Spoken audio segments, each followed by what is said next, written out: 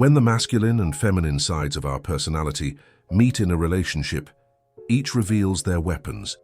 The masculine displays its power, while the feminine employs charm and emotion. But this does not always lead to conflict.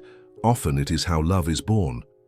This observation by Jung about the encounter between masculine and feminine energies invites us to consider love as something deeper than a mere feeling, perhaps the most transformative experience we can undergo. The collective unconscious, that vast ocean of psychic patterns we share with all of humanity, contains the primordial archetypes that shape our experiences of love. It is no coincidence that we feel irresistibly drawn to certain people, while others, even with admirable qualities, fail to awaken the same inner call. The universe speaks to us through these inclinations, not as mere whims of fate, but as archetypal manifestations of our own nature, still not fully recognized. As Jung noted, the meeting of two personalities is like the contact of two chemical substances. If there is any reaction, both are transformed. A romantic relationship is far more than a casual encounter between two people. It is the alchemical crucible where the process of individuation intensifies, where the unknown aspects of ourselves seek expression and integration. The beloved becomes the mirror in which we behold both our brightest potential and the shadows we fear to face. When a woman asks, "How do I recognize who is right for me?" she rarely realizes that this question invites her to confront her own self, the central archetype of order, wholeness, and the organization of the psyche. The answer is not found in a checklist of desirable traits or partner selection techniques, but in a deeper understanding of the archetypal images that emerge in her dreams, fantasies, and the meaningful synchronicities that permeate her life. True, love, from a Jungian perspective, is not merely a pleasant feeling or superficial compatibility of interests and values. It is a summons from the soul for the opus contra naturam, the alchemical work against our instinctual nature that drives us towards psychic wholeness. The most meaningful relationships are those that challenge us to expand our consciousness, integrate the shadow, the anima or animus, and transcend the limits of our conscious personality. It is in this transformative journey that the universe guides us through subtle signs, if we know how to interpret them through the symbolic language Jung so deeply valued. Every woman carries within her an inner masculine element, the animus, an archetypal image representing qualities traditionally associated with masculinity: rationality, autonomy, assertiveness, and the capacity for action in the external world. This aspect usually remains unconscious, projecting itself onto the men we encounter in our journey. When we fall intensely in love, we are often recognizing in the other what we have not yet integrated within ourselves. The magnetic, almost magical attraction we feel is not just for the other person, but for the possibility of becoming whole, of accessing aspects of our own soul that remain in the twilight of consciousness. This dynamic explains why we are often drawn to people who embody qualities we admire but do not fully recognize in ourselves. The woman who values artistic expression may fall for the musician. The one who seeks wisdom may be enchanted by the intellectual. It is not the other who fascinates us, but the possibility of integrating aspects of our own nature. It is essential to understand that this initial projection is a natural part of the love process. The problem arises when we remain trapped in this illusion, expecting the other to permanently fill this inner void. The path to maturity in relationships involves gradually recognizing these projections and taking responsibility for developing within ourselves the qualities we initially sought in another. Paradoxically, what deeply irritates us in another also holds keys to our self-awareness. The traits we criticize most intensely are often repressed aspects of ourselves, qualities we have learned to reject in our own nature and that, when seen in another, provoke intense emotional reactions. The partner who seems overly controlling may mirror our own unrecognized need for control. The one who appears insecure may reflect insecurities we do not allow ourselves to feel consciously. The universe, in its wisdom, places these mirrors before us not to torment us, but to offer opportunities for growth and integration. In a culture dominated by rational and literal thinking, we have gradually lost the ability to understand the symbolic language through which the unconscious and the universe communicate with us. The ancients interpreted omens, dreams, and coincidences as meaningful messages. Today, we tend to dismiss these phenomena as superstition or mere chance. To recognize who is right for you, it is crucial to reclaim this sensitivity to the symbolic dimension of experience. Your recurring dreams, the patterns that repeat in your relationships, the meaningful coincidences that seem to guide you in a certain direction, all of these compose a language that, once deciphered, illuminates your path. When a woman repeatedly dreams of an unknown man who conveys a profound sense of familiarity, this is not just a random product of her sleeping mind. It is a communication from her unconscious about qualities she seeks to integrate into her life, about potentials not yet realized in her own being. By honoring these dreams, recording them and reflecting on their meanings, she begins to develop a more conscious dialogue with these deep dimensions of her psyche. Similarly, when we encounter someone who profoundly affects us, stirring intense emotions that seem to transcend the present moment, we are facing a symbolic communication. This meeting may represent a call to integrate specific qualities into our personality, confront aspects of our shadow, or realize potentials that have remained latent within us. The ancient alchemists sought to transform base metals into gold, a process Jung interpreted as a metaphor for psychological transformation. The love relationship is an alchemical crucible where two souls meet for mutual transformation. This alchemy involves distinct phases, much like traditional alchemical work: nigredo, darkness, confrontation with the shadow; albedo, purification; gradual illumination; and rubedo, fulfillment, final integration. When two beings meet in love, an unconscious alchemical process begins. Initial projections create a sense of enchantment and perfection, the gilding, but inevitably give way, and a confrontation with shadow aspects of both the other and oneself, nigredo. This is the moment when many relationships break, as the initial illusion dissolves and a more complex, contradictory reality emerges.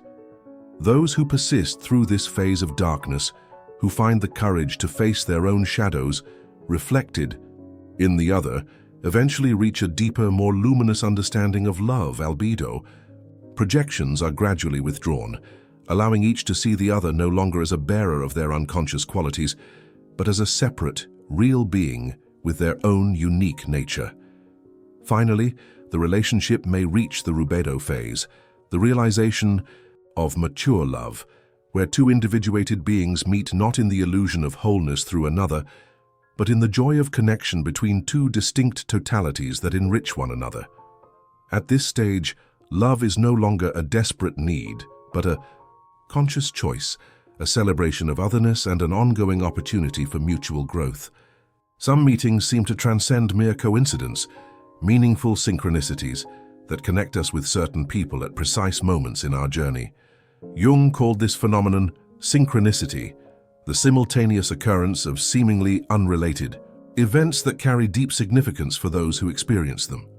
The universe seems to conspire for us to meet certain people when we are psychologically prepared for the lessons they have to offer.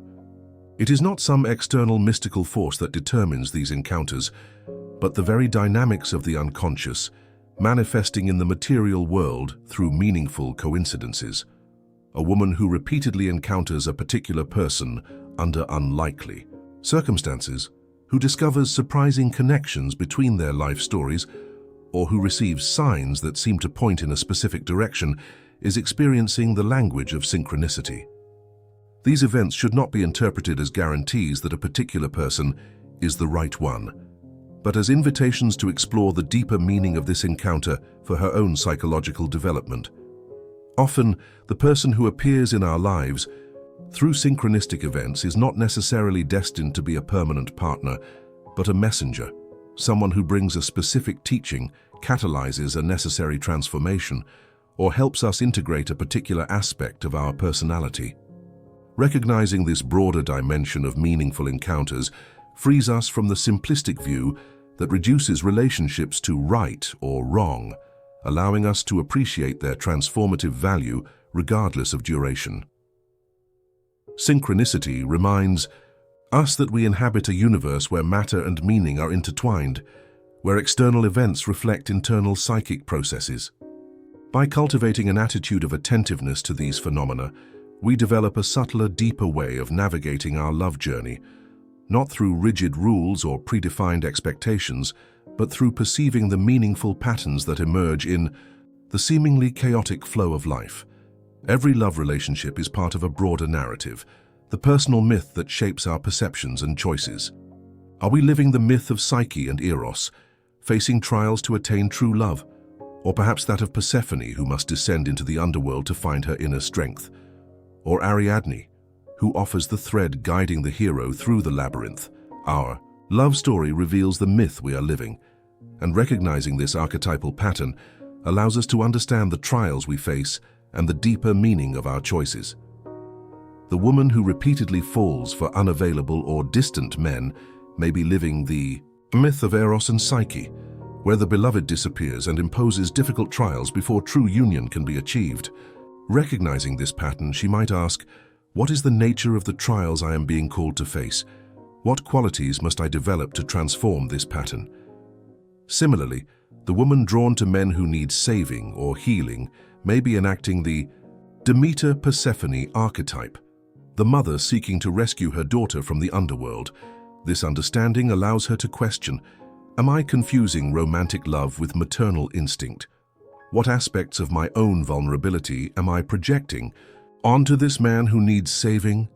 The myth we live is not a prison but a path of transformation. By recognizing it consciously, we gain the possibility of transcending it, of choosing new directions for our personal story. The woman who becomes aware of her pattern of attracting partners who abandon her is not simply having bad luck in love. She is being invited to transform an archetypal narrative that, once understood, loses its power to determine her destiny. Myths and fairy tales have preserved profound wisdom about the archetypal patterns of human relationships across centuries.